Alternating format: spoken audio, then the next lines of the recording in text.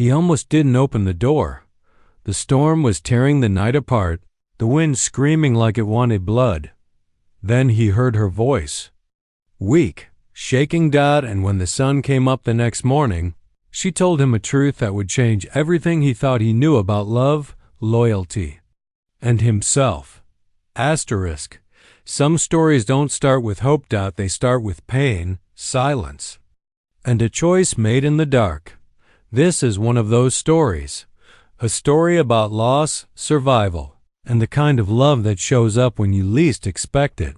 Asterisk. The storm didn't roll in politely. It came angry. Wind ripped through the trees like it had something to prove, bending branches until they screamed. Rain slammed the ground so hard it felt like the earth itself was getting punished. Out here, miles from the nearest town, storms didn't ask for permission. They took over. The old cabin sat alone at the edge of the wilderness, a single light burning inside like a stubborn heartbeat refusing to quit. Elijah hadn't planned on staying up that late. He never did. Nights were usually quiet, too quiet. The kind of quiet that lets memories talk louder than they should. But the storm made sleep impossible. Every crack of thunder rattled the windows. Every gust of wind pushed against the walls like it wanted inside. He sat in his chair near the fireplace, staring into the flames without really seeing them. This cabin wasn't just a home. It was a hiding place. Years ago, Elijah had chosen this life on purpose, far from people, far from questions, far from the kind of pain that sticks around when you let others get close. Out here, it was just him, the land, and the silence. And most days, that was enough. Then came the knock. At first, he thought he imagined it. The storm was loud, wild, chaotic. Wood creaked, rain hammered the roof, and the wind howled like a living thing. A knock didn't make sense, not out here, not in weather like this. Then it came again. Soft, uncertain, almost apologetic. Elijah's body went still. No one ever came this way. No reason to. No neighbors, no travelers, no lost souls looking for company. His hand slowly wrapped around the arm of the chair as his mind raced through every possibility. Another knock. Weaker this time. His first instinct was to ignore it. Silence had kept him alive this long. But something about that sound, it wasn't demanding. It wasn't desperate in a loud way. It was fragile. Like whoever stood on the other side of that door didn't have much strength left to give. He stood up slowly, heart pounding harder than the thunder outside. Each step toward the door felt heavier than the last. He told himself it was probably nothing. Maybe a branch. Maybe the wind playing tricks. But deep down he knew better. When he opened the door, the storm rushed in, first cold air, rain, chaos. And then he saw her. She stood there swaying, soaked from head to toe. Her coat hung off her like it belonged to someone else, torn at the sleeve, heavy with water. Mud covered her boots. Her hair was plastered to her face, and her hands shook, so badly she could barely keep them at her sides. She looked up at him. Her eyes stopped him cold. They weren't just scared. They were tired in a way that sleep doesn't fix. She tried to speak, but her voice cracked, barely louder than the rain behind her.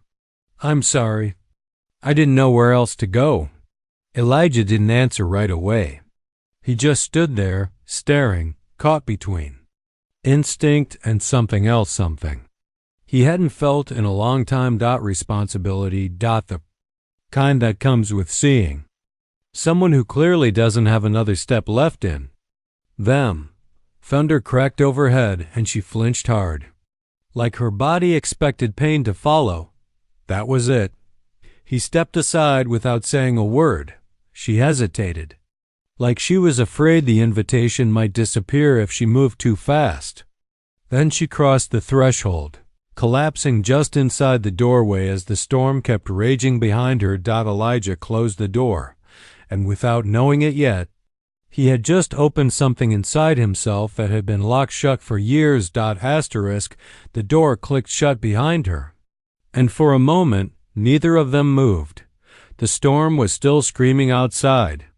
But inside the cabin, the sound dropped to a low, distant roar. Water pooled on the wooden floor beneath her boots. She stood there dripping, shoulders hunched, like she expected to be thrown right back out into the night. Elijah cleared his throat. "You can sit," he said quietly, nodding toward the chair by the fire. She didn't answer, just watched him. Her eyes followed every small movement he made, like she was memorizing the room in case she needed to run. When she finally took a step forward, it was slow and careful. Her weight shifting like her legs might give out at any second. She sank into the chair, hands clenched tightly in her lap. Elijah grabbed an old towel from a hook near the stove and held it out. She stared at it for a second before taking it, her fingers brushing his by accident.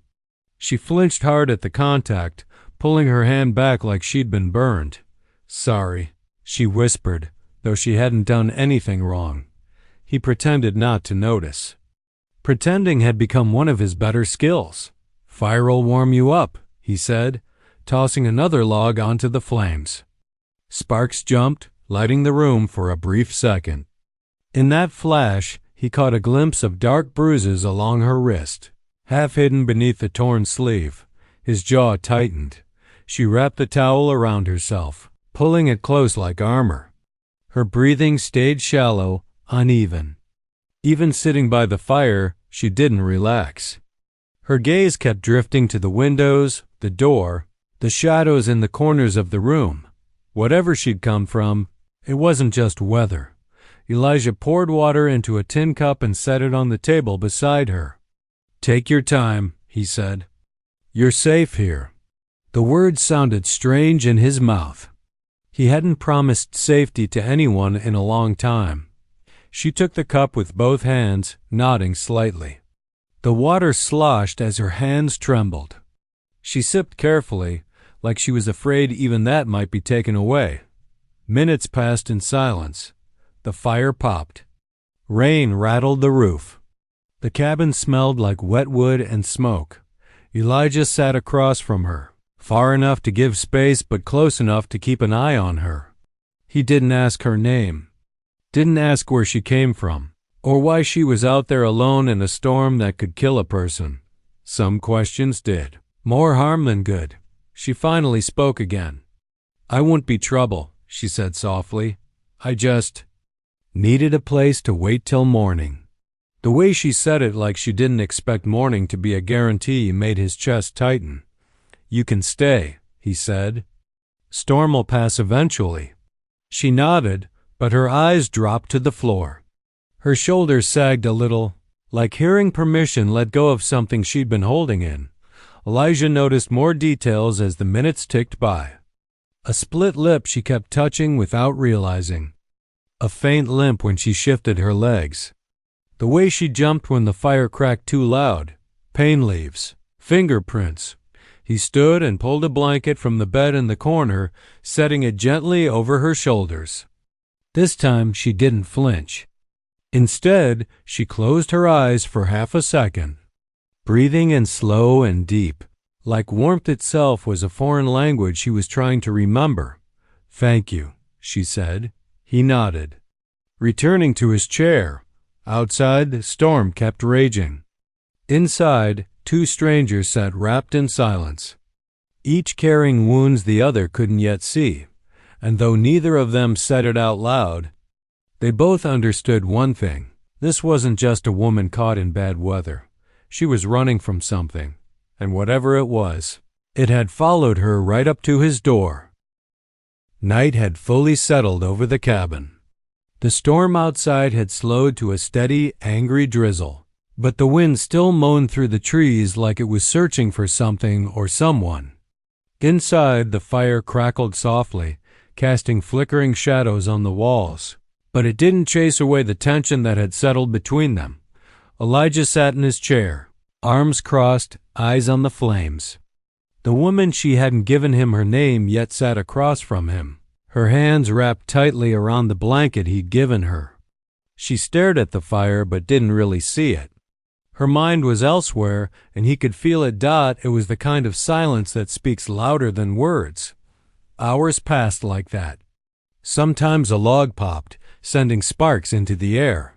Sometimes the wind rattled the windows. Each sound made her flinch, and he realized she must have spent countless nights like this, waiting for danger that never seemed to end.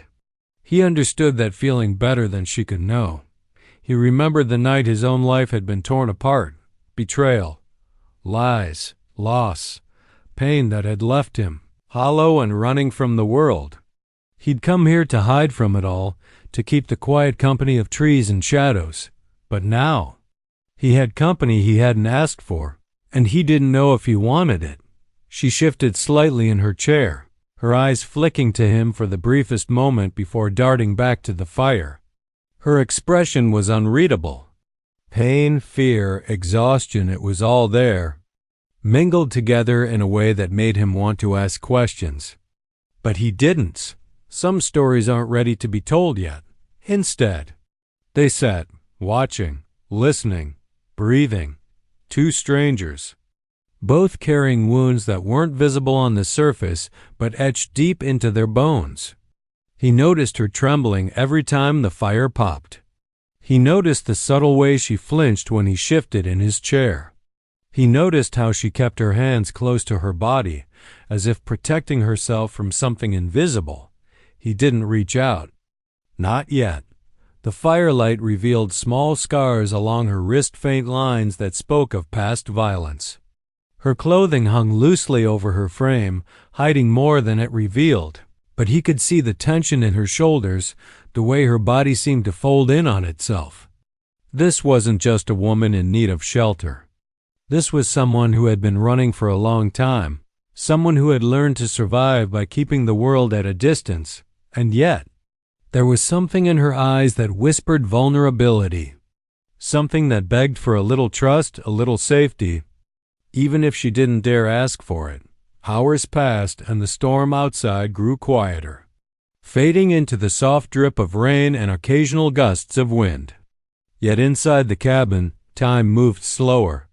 Words were unnecessary.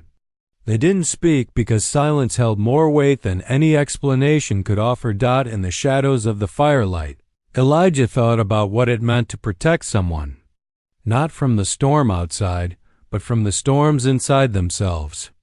She didn't need someone to save her. She needed a witness, someone to see her and not turn away. And though he didn't know it yet, she would become that witness for him as well. The night wore on, and the fire burned lower. The wind sighed against the cabin, and the two of them remained sitting quietly, not asking questions, not speaking of pasts they weren't ready to confront. It was in that silence, in the space between fear and trust, that the first seeds of connection began to grow. Neither of them would admit it yet, but the night had changed something. Not everything, but enough. By the time the first hint of dawn peeked through the cabin window, both knew, without saying a word, that the coming day would bring truths neither of them could ignore. And those truths would change everything. The first light of dawn spilled gently across the cabin floor, soft and pale, brushing against the edges of the worn wooden walls. It was quiet now. The storm had finally passed, leaving only the distant drip of water from the roof and the occasional rustle of wind through the trees. For the first time in hours, Elijah noticed how calm it felt inside, almost deceptively calm. Like the world was holding its breath. She sat by the fire, wrapped in the blanket he had given her the night before, her eyes tracing the flicker of the dying embers. She seemed smaller somehow in the daylight, vulnerable in a way that the darkness had hidden.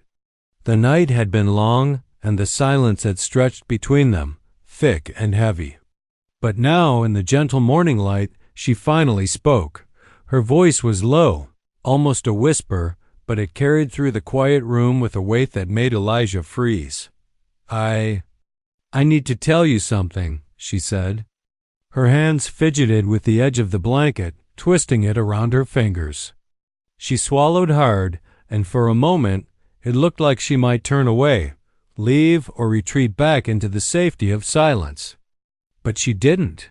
She looked at him directly, her eyes searching, almost pleading. I wasn't honest about who I am. Or who I was. Elijah's brow furrowed. He leaned forward slightly, careful not to startle her. She took a shaky breath. I was married to a man. The man you knew. The one who... Her voice cracked, and she stopped, struggling to find the words. The man who hurt you, who ruined your life. He was my husband. The words hung in the air like a thunderclap. Elijah felt his chest tighten, his heart hammering so hard it felt like it could break his ribs. Every memory he had tried so hard to bury, the betrayal, the loss, the rage flashed across his mind. The wound he had carried alone for years suddenly reopened. You? What? He finally whispered, his voice rough, barely audible. I know, she said, her voice trembling. I know it's impossible to believe. I'm not here to excuse him. I'm not here to ask for your forgiveness. I just needed you to know the truth. She looked away for a moment, tears welling in her eyes, and Elijah could see the pain etched across her face. Not the pain of loss he had felt, but the pain of living under the shadow of someone cruel, someone who had taken her life piece by piece. She had survived somehow, but barely. I tried to leave him, she continued. I ran as far as I could, and I didn't know where else to go. That's why I was out there last night, in the storm. I had nowhere else. I didn't mean to bring your past into your home. Elijah's hands curled into fists, but he didn't rise, didn't speak. His mind was a storm of its own, raging with anger, disbelief, and confusion. He had spent years hating that man, thinking about revenge, thinking about how unfair life had been. And now, the ghost of that pain was standing right in front of him, alive and human. She reached out tentatively, just a little, as if to bridge the impossible distance between them. I never wanted to hurt you. I only wanted to survive. For a long moment, they simply stared at each other. The air was thick with tension, but also something else, something Elijah hadn't felt in a long time, recognition. Not of betrayal this time, but of shared suffering. The dawn light seemed to soften the edges of the room, and in that soft glow, Elijah realized something he hadn't expected. Anger was natural, but forgiveness might be necessary. Not for him, not yet, but for them both. And in that moment, as the quiet morning held them in its fragile peace, he understood that this confession, painful, shocking, and heartbreaking, was the beginning of something that could change everything. The morning light spilled fully into the cabin now, softening the shadows, but the storm of emotions inside Elijah raged as fiercely as the one from the night before. His chest felt tight, heavy, as though it carried years of anger and pain in a single, unbearable weight. She had revealed the truth that connected her to the man who had destroyed his family, the man whose betrayal had left him hollow and bitter. Elijah's first instinct was to push her out, to slam the door and return to the isolation that had protected him for years. His mind raced with memories, the lies, the humiliation, the nights spent staring at darkness, wishing the past had been different. Hate was easy. Hatred was familiar. Hatred was safe, but as he looked at her, he saw something different in her eyes, not guilt, exactly, but the kind of sorrow that comes from surviving hell and knowing the world has no mercy left for you. She wasn't the same man who had hurt him. She was broken in ways he could feel but hadn't yet understood. Her lips trembled as she spoke again, barely above a whisper. I never wanted to hurt you. I only wanted to survive. I didn't know where else to go. Those words cut through him in an unexpected way. He had carried years of anger like armor, and here she was, stripped bare, showing him a pain that mirrored his own. The realization hit him like a hammer. She was a victim too, caught in a web of cruelty not of her making. Anger wrestled with compassion inside him. Every muscle in his body wanted to push her away, to protect himself from the possibility of betrayal, to cling to the familiar comfort of rage. And yet, something in him softened. Maybe it was the way her hand shook slightly as she gripped the blanket around her. Maybe it was the vulnerability in her eyes. Or maybe it was the quiet truth that forgiveness didn't weaken you, it freed you. Elijah swallowed hard. The cabin was quiet except for the slow crackle of the fire, and for the first time, he let himself really look at her. She had no weapons, no tricks, nothing but honesty and exhaustion and pain. He thought about what it would mean to hate her, to treat her like her past crimes, her husband's crimes, were her own. It would be easy, he realized. Easier than forgiveness. But easy rarely healed anything. Easy rarely made anyone whole. And then he remembered the nights he had spent alone, wishing someone had understood him. Wishing someone had been there when the world seemed cruelest. If he turned her away now, if he let anger dictate his actions, he would lose the chance at something far greater than revenge. Connection. He exhaled slowly, finally letting the tension in his shoulders ease just a fraction. "You're safe here," he said quietly, not as a promise to himself, but as a promise to her. "You don't have to go anywhere." Her eyes filled with tears. Relief, disbelief, and something like hope shimmered there. For the first time in days or maybe years, she allowed herself to let go of some of the weight she had carried alone. Elijah realized then that this wasn't about forgiving her for her past.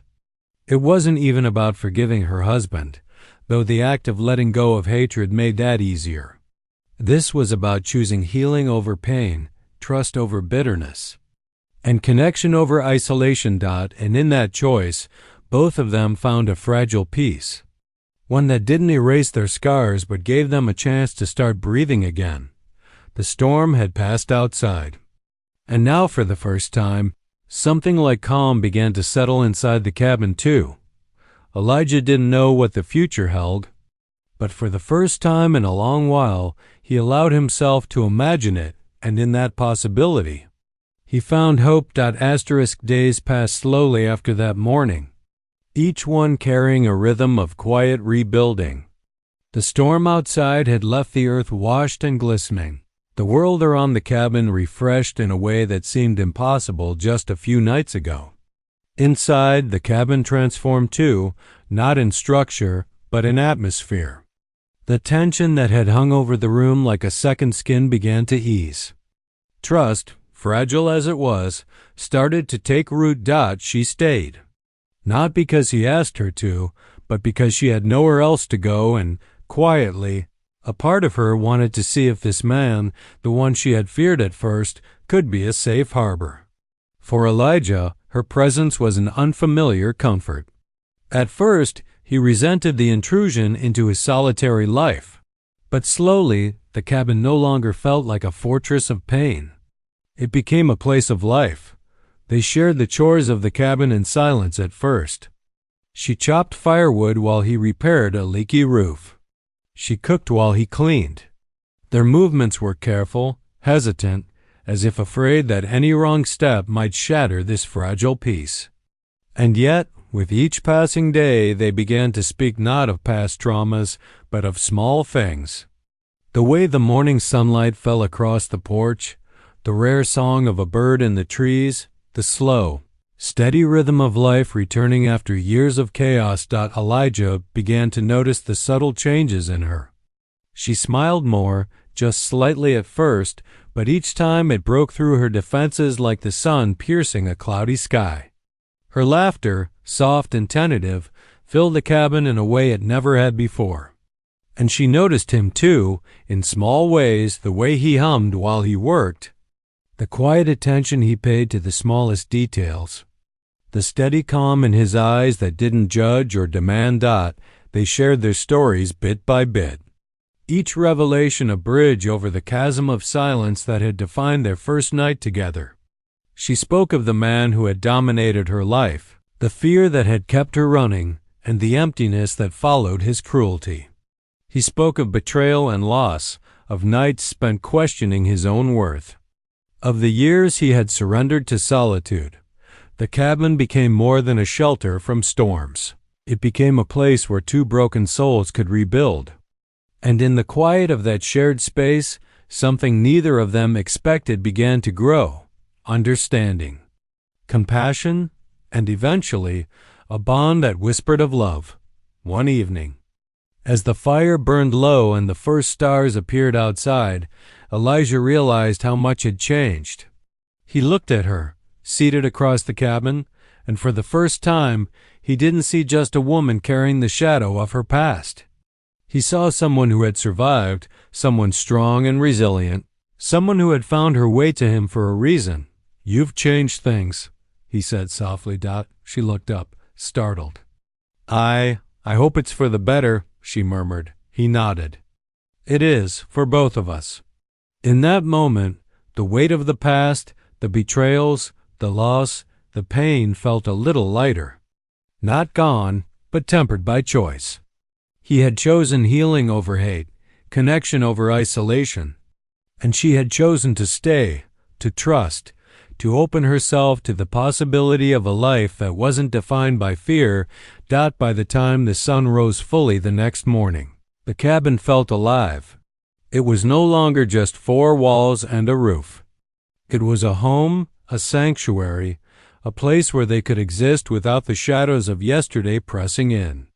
And for Elijah, the greatest change wasn't in the cabin, it was in himself. He realized something profound. Life could be cruel, love could be complicated, and pain could linger. But forgiveness, trust, and the courage to open your heart could change everything. And that morning, as they stood side by side on the porch, watching the sunlight touch the trees and the glistening earth, Elijah understood that some storms aren't meant to destroy you. They're meant to guide you toward what truly matters. The storm had passed. The wounds were still there, faint and jagged, but for the first time in years, he felt whole again. And as he looked at her, a quiet smile tugged at his lips. He knew his life had changed forever and in a way he could never have imagined.